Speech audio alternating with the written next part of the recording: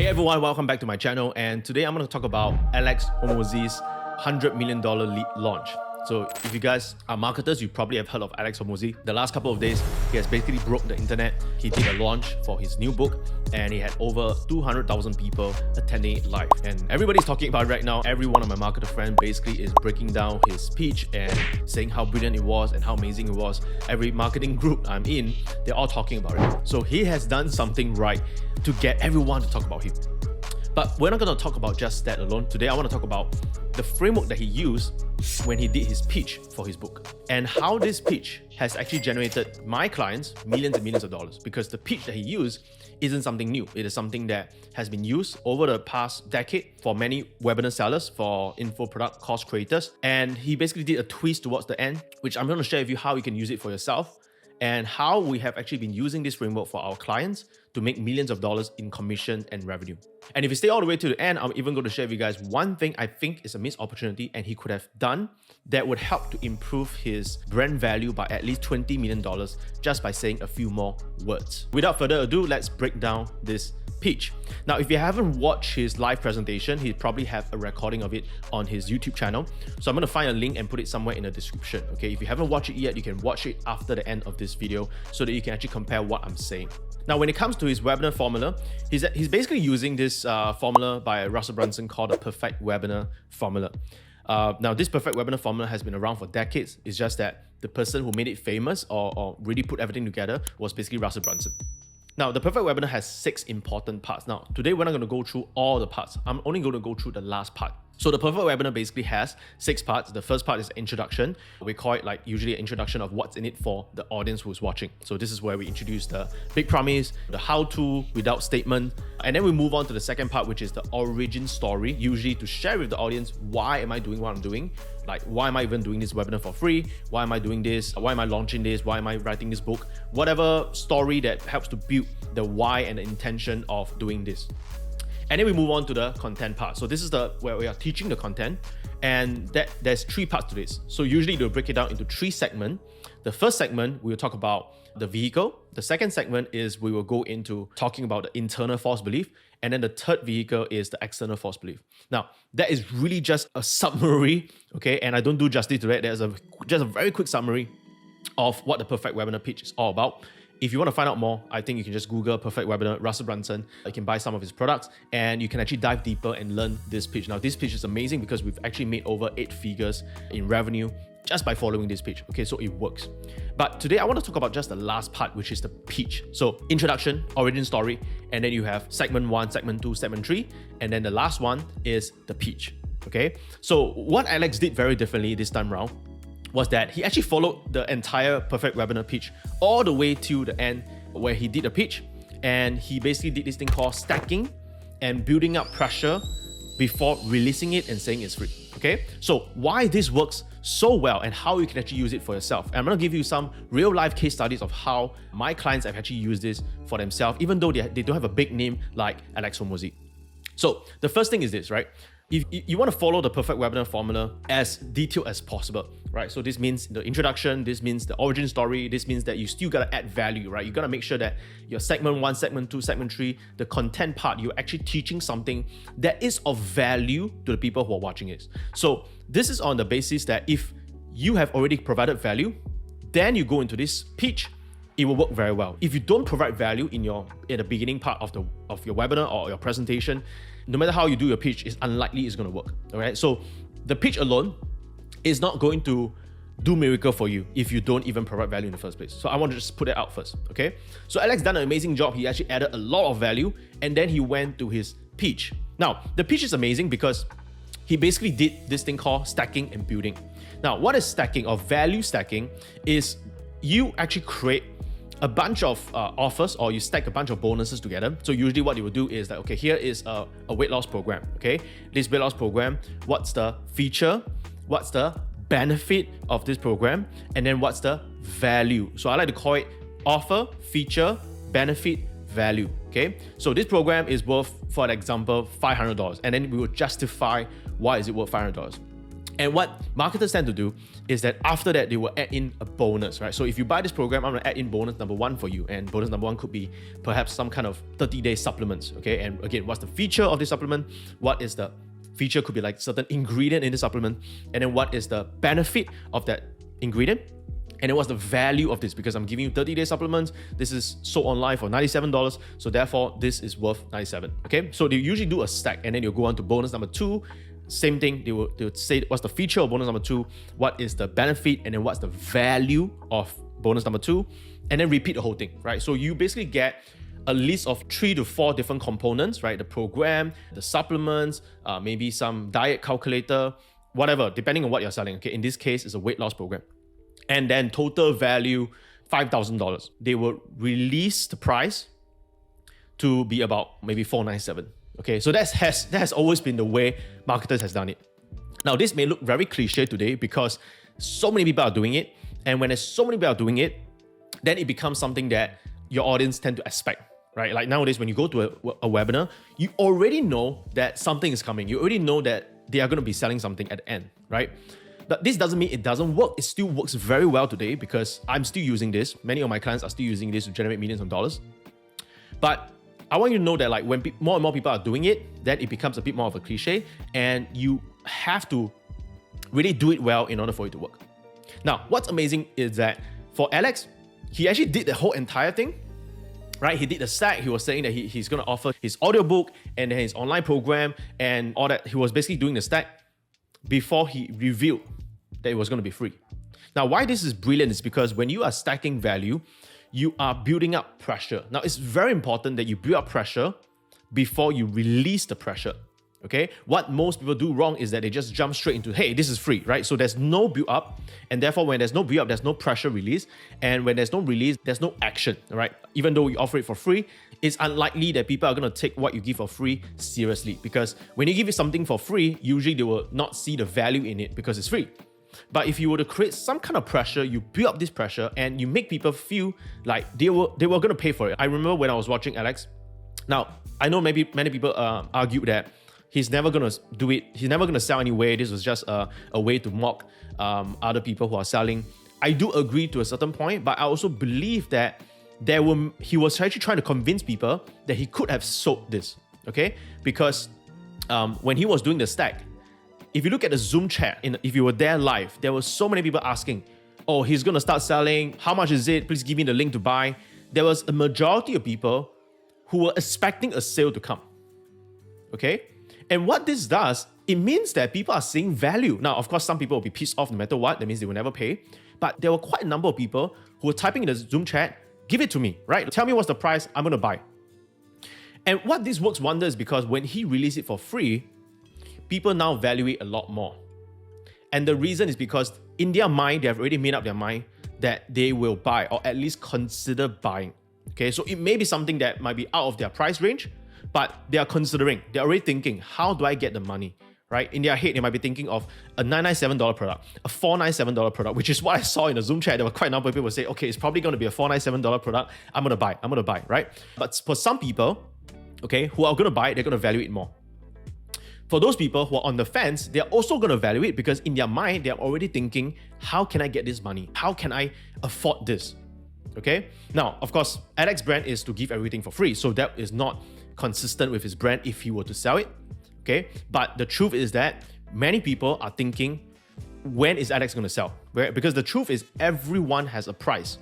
So in everybody's head, this guy just did a big event. He promoted this event so much. He spent so much money and so much effort to launch this event. There was 200,000 people who turned up for this event, and he could have sold a $997 product. Any marketer would tell you that he could have sold a $997 product or a $1,000 product, and at least 10% of people in a room will buy it.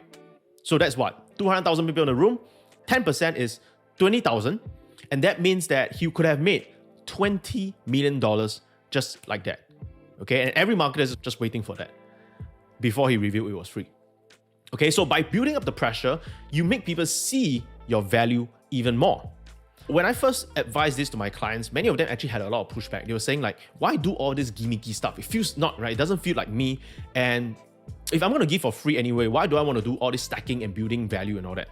And I make them a challenge, right? I say that, okay, you do it once your way without stacking or building any value, and just tell people it's free.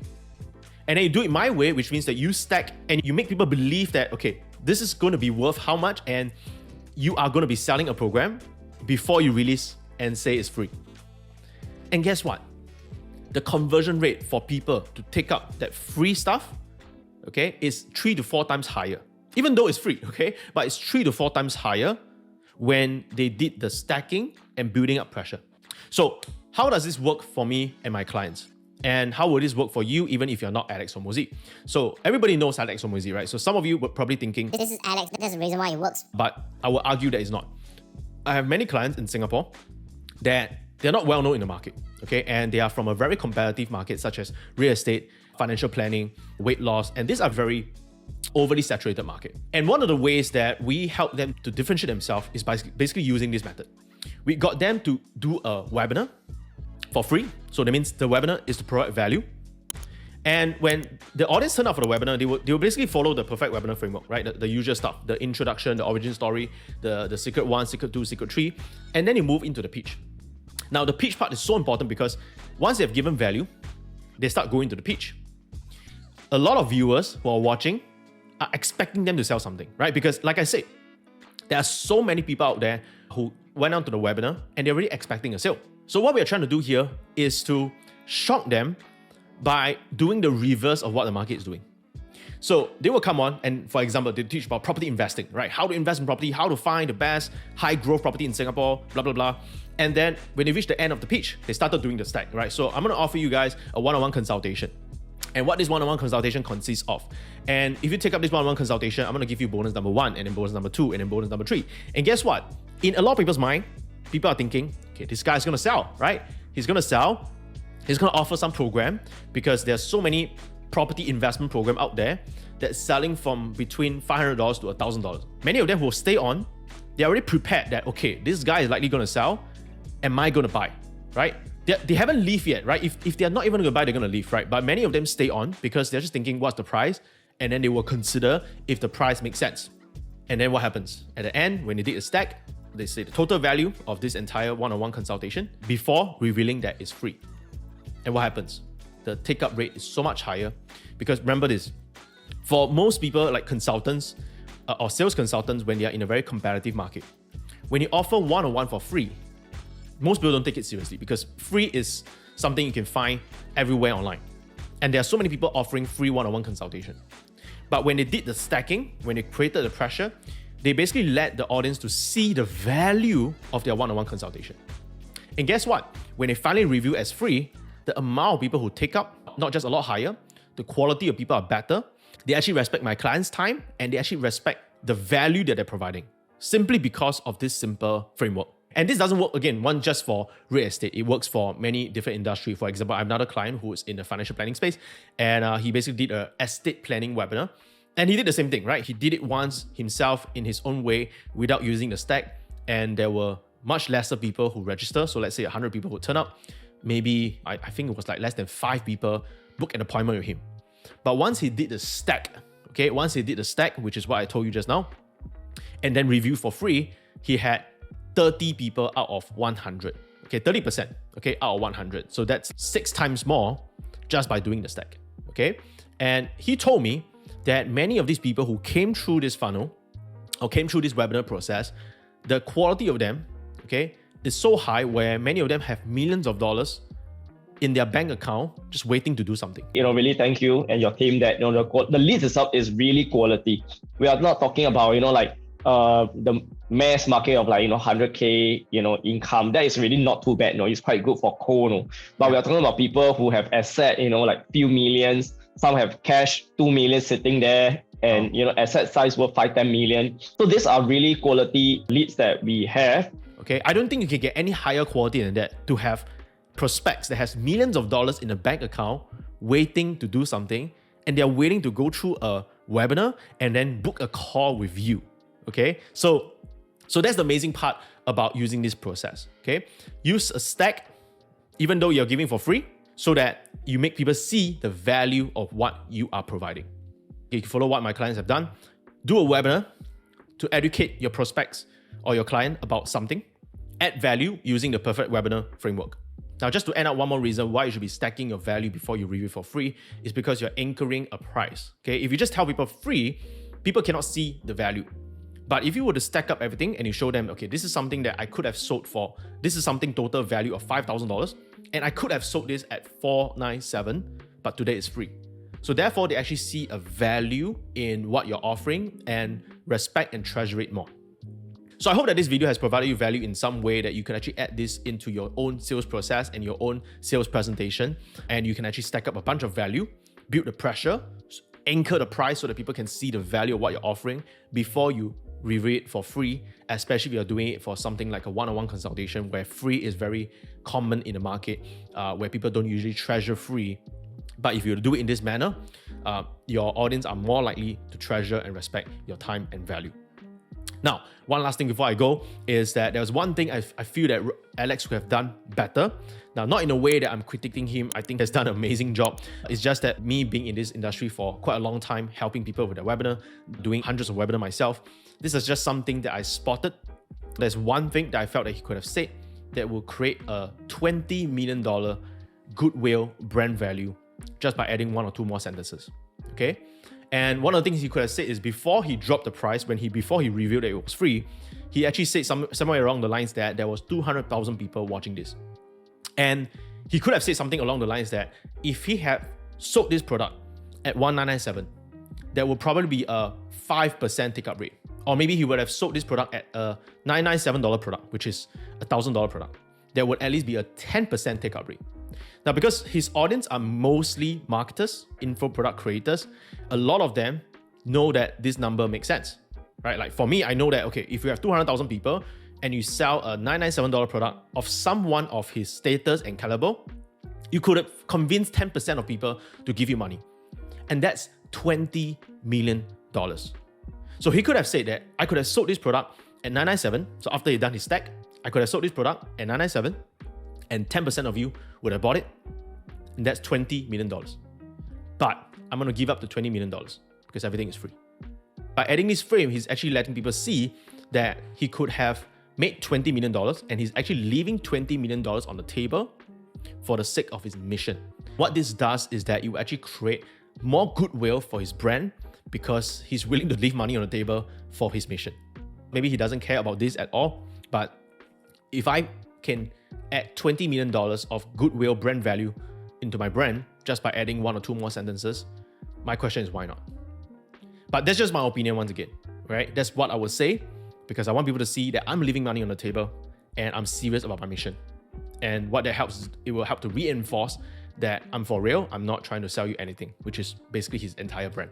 There were many times in my career that I missed out the opportunity to frame and educate my audience, the value I'm giving, and therefore they actually appreciate me less. So this is not manipulative, by the way. It is so important that if we are giving value, we need to communicate and frame that value so that they can see the value and therefore they appreciate it. I'm gonna give you one example before I go. There were so many times within my agency, we would take on clients and sometimes we'll do extra stuff for the clients, right? So the clients will ask us, could you write this extra email for us? That's not part of the agreement at all. And what we tend to do in the past, we will just, we'll say okay, and we'll do it for them. And guess what? This is something actually we do out of goodwill, right? If you think about it, we're actually doing out of goodwill, it's not in an agreement. But because we didn't communicate that, the client asked and we said yes, it eventually becomes an entitlement. So they start asking for more. And then when we say no, they become angry because we said yes the first time. But it wasn't even part of the agreement in the first place. And so initially we thought that it was a problem with the client.